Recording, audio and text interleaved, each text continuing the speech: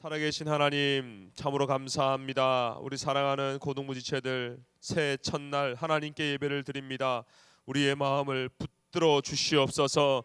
스마트폰과 하나님 앞에 나아가기에 방해가 되는 것들은 접어들게 하시고 오로지 이 시간 하나님의 말씀 앞에 순종하는 우리 모두가 되게 하여 주시옵소서.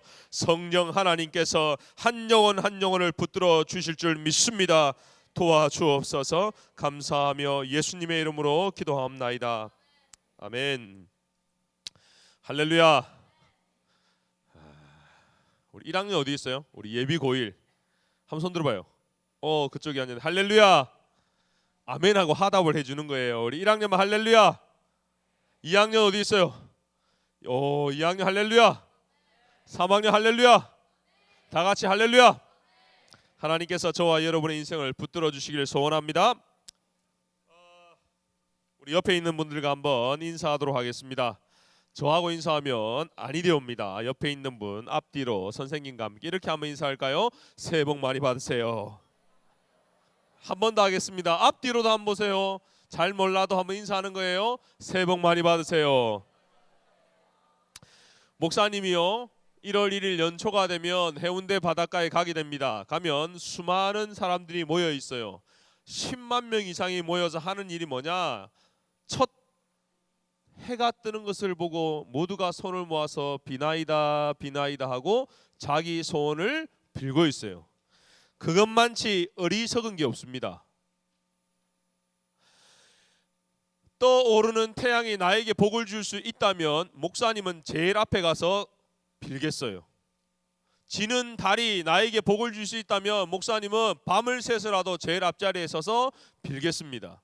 저 바닷가에 있는 돌이 나에게 복을 줄 수 있다면 목사님도 그 앞에 줄을 서서 복을 빌겠습니다. 하지만 그것은 하나님 만드신 창조물에 불과합니다. 한번 따라 할까요? 복을 주시는 분은 오직 하나님이시다. 이것을 믿으시길 바랍니다. 목사님이 평생 동안 붙들고 있는 격언이 하나 있어요. 그게 뭐냐? 우리 하나님은 가장 좋은 때에 가장 좋은 길로 이끌어 주신다는 분입니다. 아멘입니까? 저는 여러분도 이 격언을 붙들었으면 좋겠어요. 저도 중학교를 지났고요, 고등학교를 지났고, 대학교를 지났고, 대학원을 지나고, 군대도 갔다 오고, 지금은 아이 3명이 있는 아빠가 되었어요. 그러나 똑같이 어려움이 있을 때마다 제가 붙들고 있는 말씀이 뭐냐? 우리 하나님은 가장 좋은 때에 가장 좋은 길로 이끌어 주시는 절대 주권의 하나님. 아멘. 여러분도 이것을 믿으시기를 바랍니다. 연초기 때문에 목사로서, 고등부 담당 목사로 여러분에게 복을 빌어드리겠습니다. 저는 능력이 없어요. 그러나 하나님이 능력이 있으시니까 먼저 우리 선생님들에게, 사랑하는 모든 교사들, 여러분의 반이 100아 이상으로 부흥하기를 소원합니다. 여러분들이 여러분의 반 아이들과 소통과 공감하시기를 바랍니다.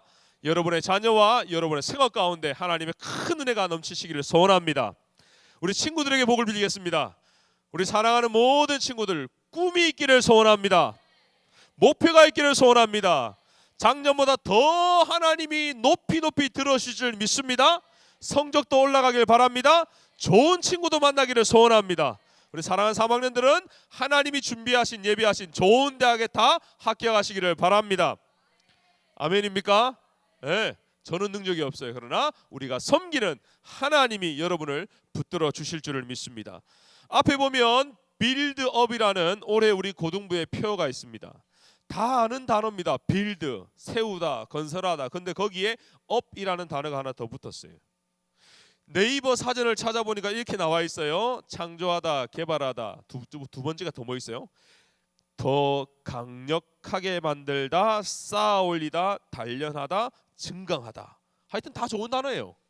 목사님이 기도하는 가운데 이 단어를 다 하나님 주셨어요. 하나님, 올 한 해 제가 고등부를 어떻게 이끌어 갈까요? 지혜를 주세요 하는 가운데 빌드업이라는 단어가 기도하는 가운데 깨닫게 되었어요.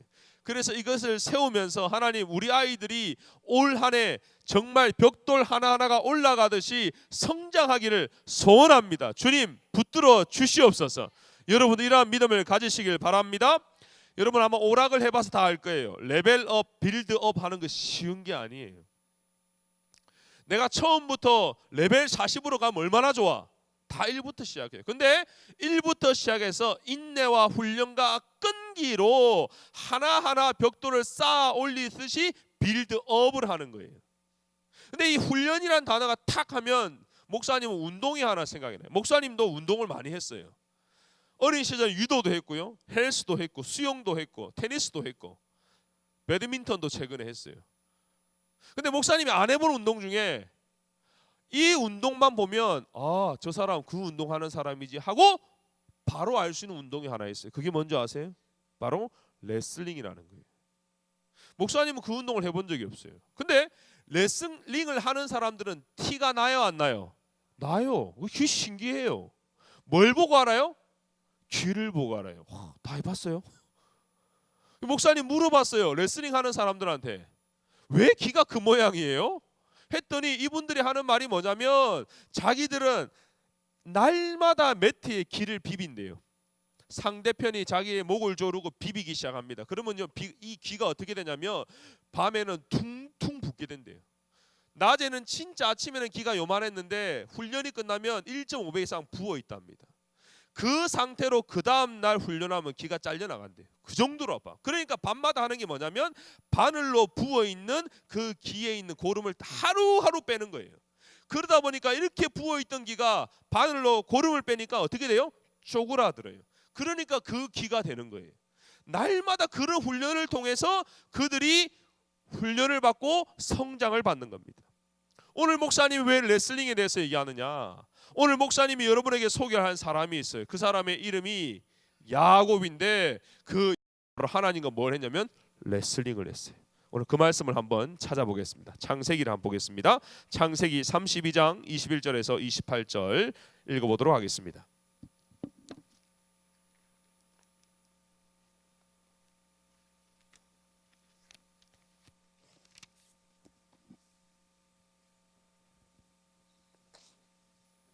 창세기 다 찾으세요. 간혹 이렇게 목사님께 묻는 친구가 있어요. 목사님 화면에 뜨는데 왜 자꾸 찾으래요? 이 화면은 새신자들을 위한 거예요. 여러분들은 다 헌신자들이에요. 그러니까 여러분들은 자기만의 성경책을 가지고 와서 때로는 형광펜으로 긋기도 하고 말씀 듣는 가운데 깨닫는 것이 있거나 생각나는 게 있으면 옆에 적으세요. 그게 하나님이 여러분에게 주시는 말씀이에요. 다 찾았으면 아멘. 아멘. 자, 목사님이 21절을 먼저 읽겠습니다. 그 예물을 그의 앞서 보내고 그는 무리 가운데서 밤을 지내다가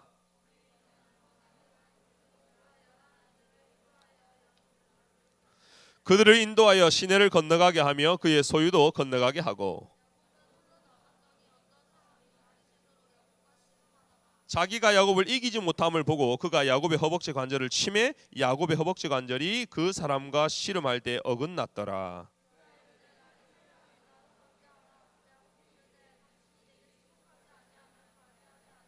그 사람이 그에게 이르되 너희 이름이 무엇이냐? 그가 이르되 야곱이니이다.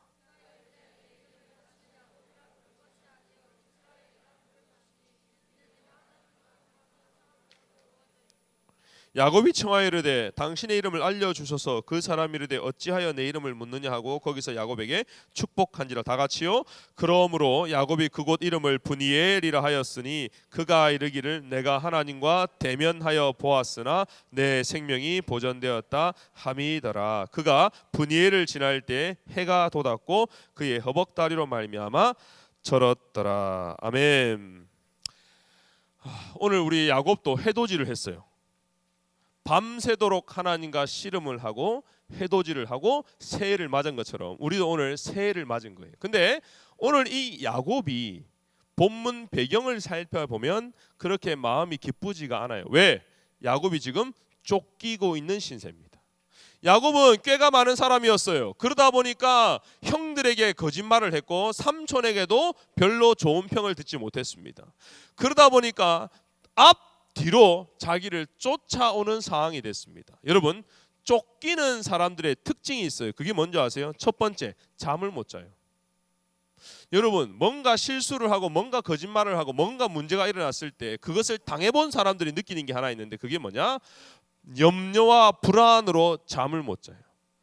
밤에 힘들게 누웠다가도 퉁 하는 소리에 벌떡 일어나게 되고요. 밥을 먹어도 소화가 안 돼요.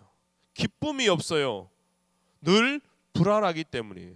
마치 이 야곱의 삶이 지금 우리 고등학생들의 삶하고 똑같습니다. 작년까지 고등 2학년으로서 열심히 신앙생활하고 봉사하고 했던 친구도 고3이라는 딱지 하나 딱 붙으면 변한 건 하나도 없어요. 고3이라는 딱지 하나에 벌벌벌벌 떨면서 밥도 못 먹고 잠도 못 자고 늘 학교 앞에 붙어있는 D- 며칠을 보면서 두려워하고 있다는 것이.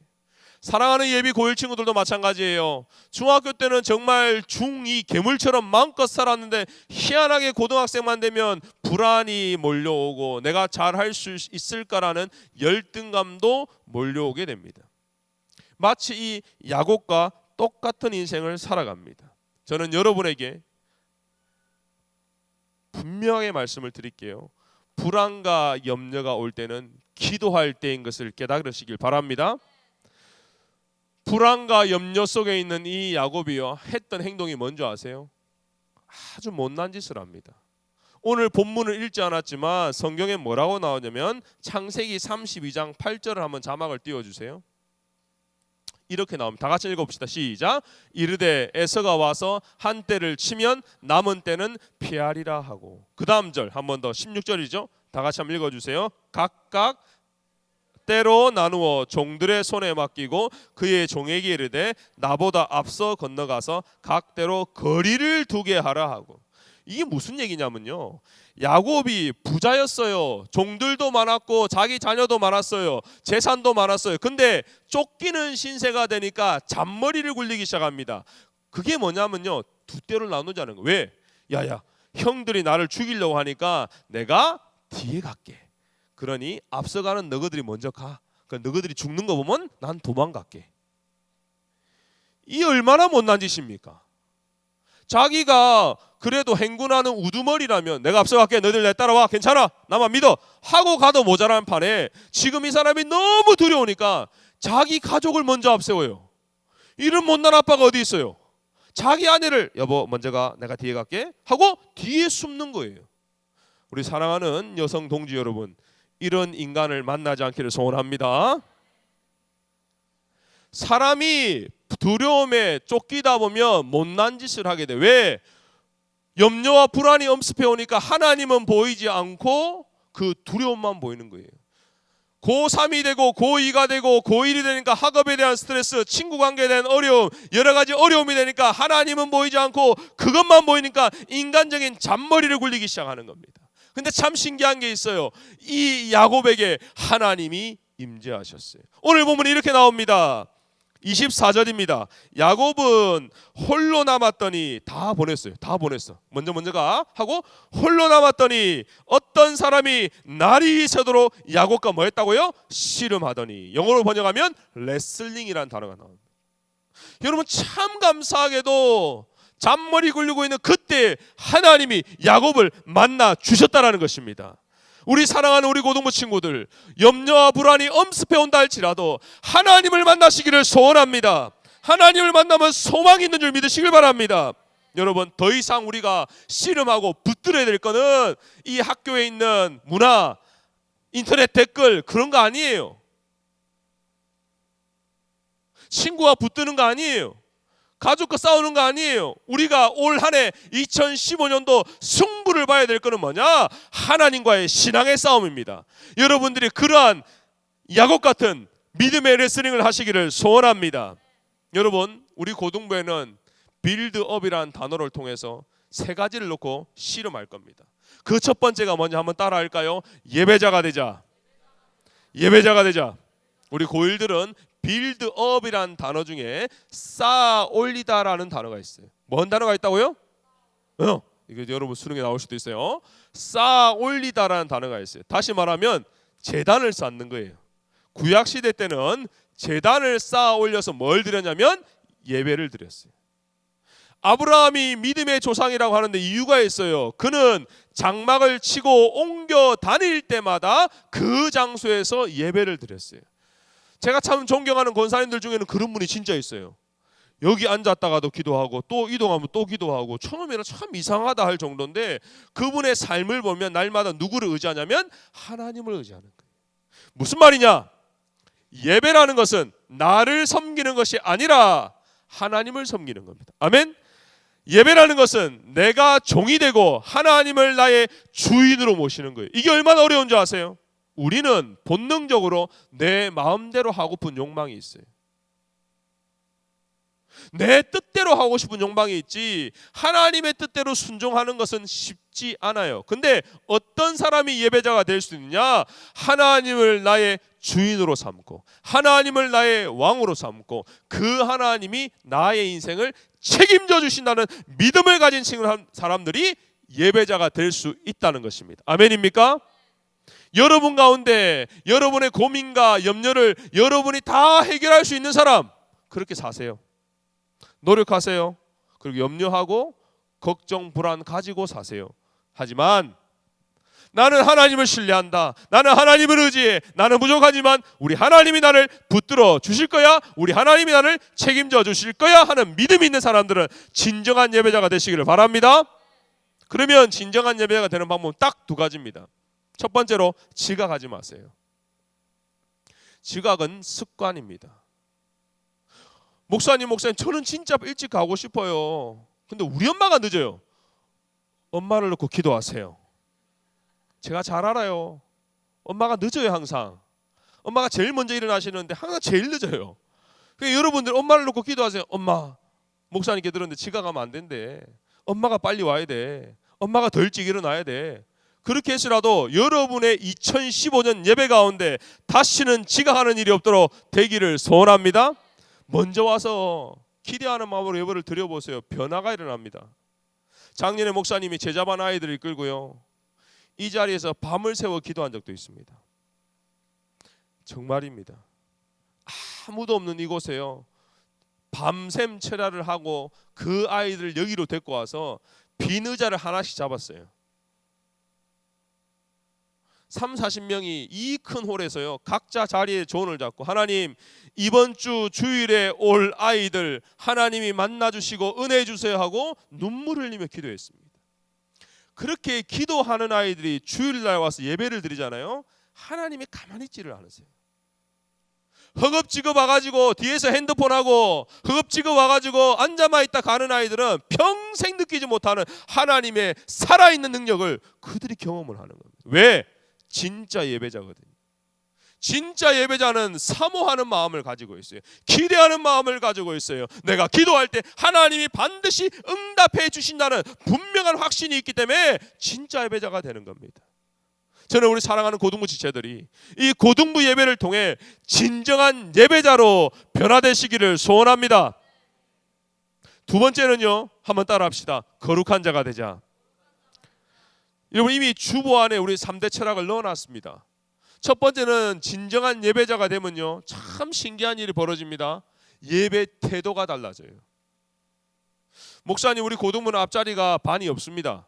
그래서 일찍 와서 나는 앞에서라도 늘 은혜 받을래요 하는 친구들은 앞자리에 앉을 수 있어요. 그럼 변화가 일어납니다. 오는 시간이 달라지고요, 찬양하는 자세가 달라지고 나중에 기도하는 자세가 달라집니다. 왜요? 하나님을 경험했거든요.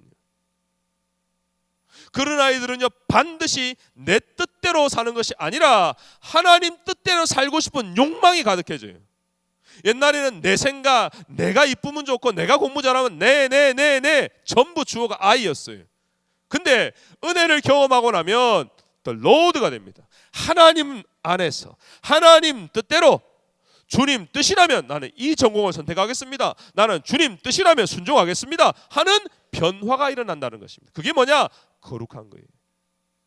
여러분 우리는 원숭이를 닮아가는 진화론자들이 아닙니다. 우리는 하나님의 형상을 닮은 사람들입니다. 아멘입니까? 하나님이 거룩하시기 때문에 우리에게도 말씀하시는 게 뭐냐? 내가 거룩하니 너희도 거룩하라는 거예요. 근데 이게 깨질 때가 있어요. 그게 어디냐? 바로 학교라는 것입니다.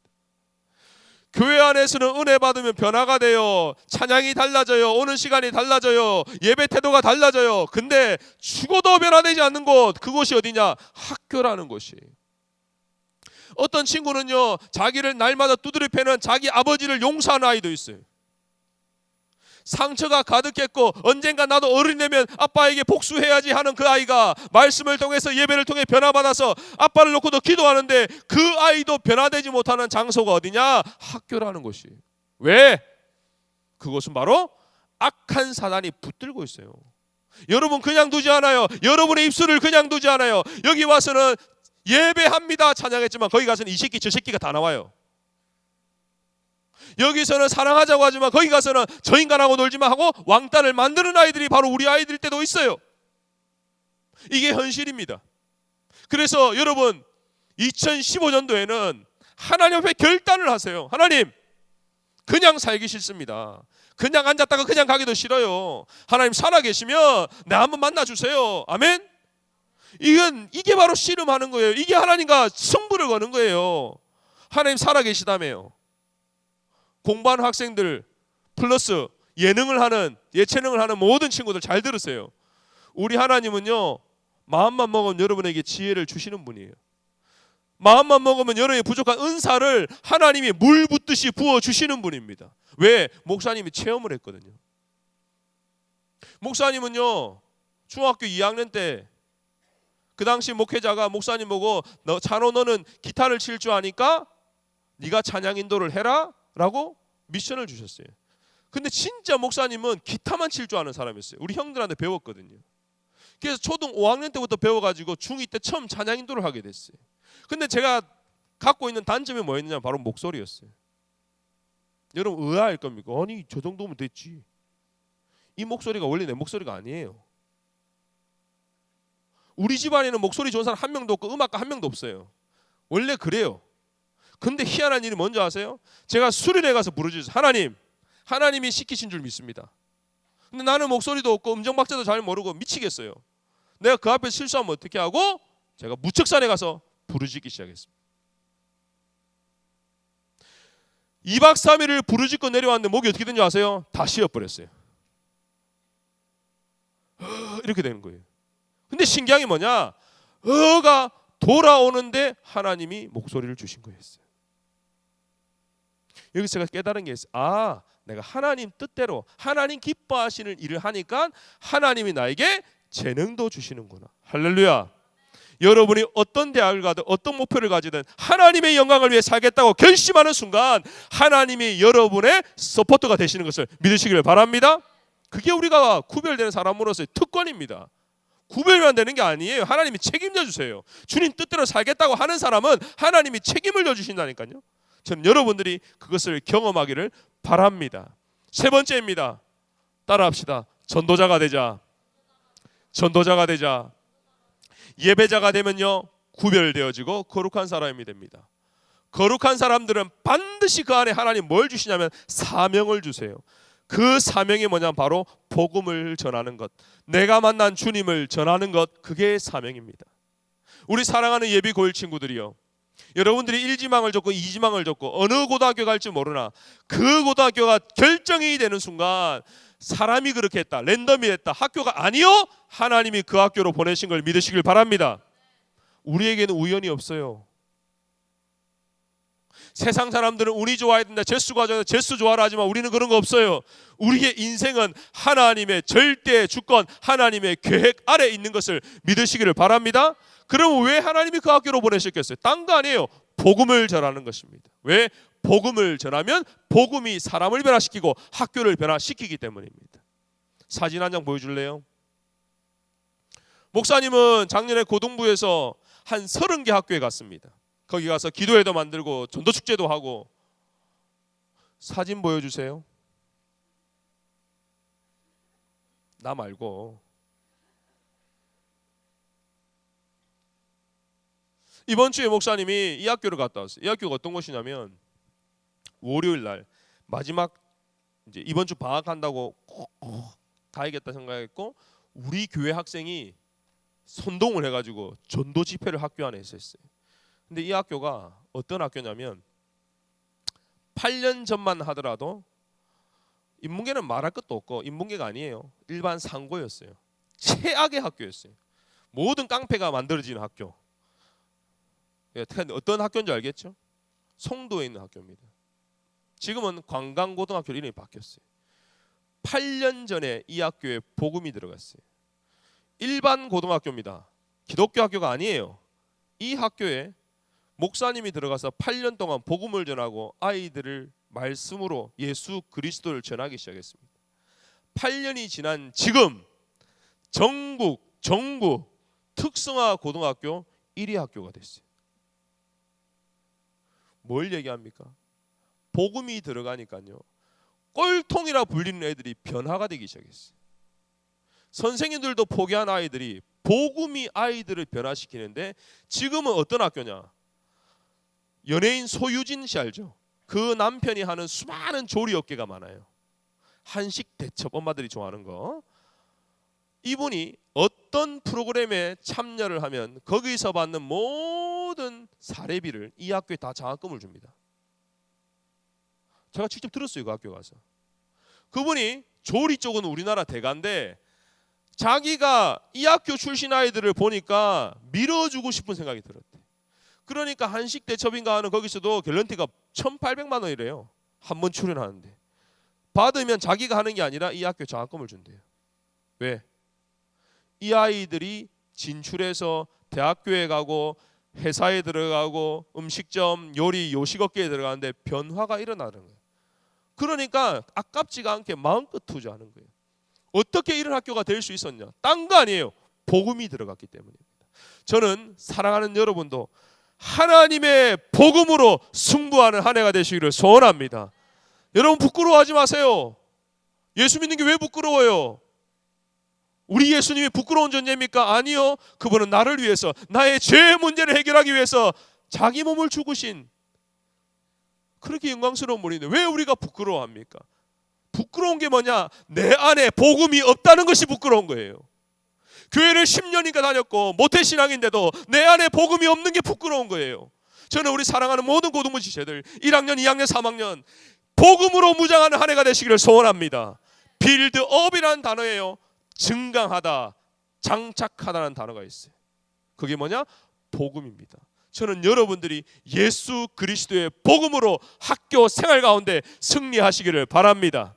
결론의 말씀을 드립니다. 올해가 무슨 년도예요? 을미년이라고 해요. 사실 목사님도 한문에 약해가지고 이 언론에서 얘기해줘야 합니다. 아, 을미년이 무슨 해구나. 근데 올해가 양띠해랍니다. 그래서 아마 이제 전부 막 온 장난감이고 양들이 넘쳐날 텐데 양의 특징이 있어요. 양은 시력이 약해요. 시력이 좋은 동물 중에 하나가 독수리입니다. 매나 독수리는 시력이 8.0이랍니다. 4km 항공에서도 4km 상공에서도 바닥에 있는 작은 쥐 한 마리를 정확하게 포착하고 날라서 착 잡을 수 있는 게 독수리나 매. 하나님이 그렇게 창조하셨어요. 그러나 이놈의 양은 2, 3m 앞을 못 봐요. 양은요 발톱이 무뎌요. 참 신기하죠. 어떤 동물이라도 한 방이 있거든요. 지도 몰아세우면 고양이한테 한 방이 있잖아요. 이놈의 양은 한 방도 없어요. 그러니까 혼자 생활할 수 없고 늘 무리지어서 함께 있어야 안정감을 누리는 게 양이에요. 그러면 적이 나타났을 때 빨리라도 도망가면 되는데 치타처럼 빠르지도 못해요. 늘 느려 터졌어요. 이게 양이에요. 장점이라고는 하나도 없는 게 양이야. 차라리 에라 모르겠다 야생에서 한번 훈련받아 봐 하고 막 저 강야에 양을 내보면 다 죽어버려요. 제가 목자한테 물어봤어요. 양은요 밥을 먹고도 습성이 게을러가지고 바로 그냥 앉는데 그러면 위창자에 염증이 생긴대. 그러니까 양을 키우는 사람들은 목동들 항상 개나 여우를 데리고 다녀. 왜? 밥을 먹이고 못 앉게 하려고. 여우를 푼대. 개를 푼대 강아지를. 그러면 양들이 무서우니까 움직이면서 뭐 하냐면 소화를 하는 거예요. 이게 양이란 존재입니다. 이렇게 참 불쌍한 양, 연약한 양을 하나님이 우리를 너희는 다 양 같다고 말씀하고 있어요. 그러면 양의 특징 중에 장점은 없나요? 딱 하나 있어요. 그게 뭔지 아세요? 양은 곰이 없는, 매가 없는, 독수리가 없는, 사자가 없는 뭐가 있냐면 목자가 있습니다. 양과 함께 항상 그림에 나오는 게 뭐냐? 지팡이를 가지고 양을 지켜주는 목동이 있어요. 곰과 사자의 발톱으로부터 지켜주는 목자가 있다는 것입니다. 무슨 말입니까? 저와 여러분에게 든든한 백 보호자가 있어요. 그분이 바로 우리 하나님이십니다. 저는 고등부 목사지만 여러분을 책임져 줄 수 없는 무능한 사람이에요. 그러나 우리 하나님은 여러분의 과거와 현재와 미래를 아시고 여러분에게 가장 좋은 때에 가장 좋은 길을 이끌어주시는 능력의 하나님인 것을 믿으시기를 바랍니다. 아멘입니까? 그리고 참된 예배자가 되시고 구별된 거룩한 자가 되시고 학교에서 마음껏 복음을 전할 때 올 한 해 빌드업이 될 뿐만 아니라 살아계신 하나님을 체험하는 한 해가 되시기를 소원합니다. 우리 다 같이 찬양 한 곡하고 기도하도록 하겠습니다. 한번 다 일어날까요? 우리 예비고일은 이게 적응이 안 될 수도 있어요. 우리는 항상 말씀을 마치고 기도하는 시간이 따로 있습니다. 한번 다 일어납시다. 완전하신 나의 주 하나님을 찬양할 텐데요. 그 전에 우리 자막 하나 보여줄래요? 목사님이 그 송구영신 예배 전에 우리 사랑하는 교사들한테 개인적으로 문자를 다 보냈어요. 그리고 아이들한테도 목사님이 번호를 갖고 있는 친구들 중에 시간이 되는 아이들은 개인별적으로 문자를 다 보냈어요. 그랬더니 한 명한테 답장이 왔고 이 내용이 왔어요. 새해 인사드리고 싶어 이렇게 카톡을 보냅니다. 저는 다른 교회를 다니다가 고3이 되어서 수용로 교회로 오게 되었어요. 전에 있던 교회에서는 피아노 반주를 했답니다. 그래서 이전까지는 그저 그런 학생이었답니다. 근데 수용로 교회 고등부를 다니면서 제가 조금씩 변화되기 시작한 것 같아요. 누가 들을까봐 소리내서 기도하지는 못했던 제가 이제는 기도 시간이 되면 주변의 시선을 신경 쓰지 않고 기도하고 친구들과 밥을 먹을 때도 기도하고 먹습니다. 목사님의 설교를 들으며 조금씩 믿음이 자라가고 말씀에도 관심을 가지기 시작했고 페이스북에 동영상에 뜨는 그 설교를 계속 반복적으로 시청을 했다고 합니다. 여러분, 과거를 묻지 마세요. 과거에 내가 어떻게 살았는 건 중요한 거 아닙니다. 오늘 이 시간 이 예배부터 여러분 참다운 기도자가 되시길 바랍니다. 하나님만 바라보고 부르짖으세요. 그리고 하나님과 승부를 보시고 레슬링을 해보세요. 우리 하나님이 여러분에게 반드시 복의 복을 주실 것을 믿습니다.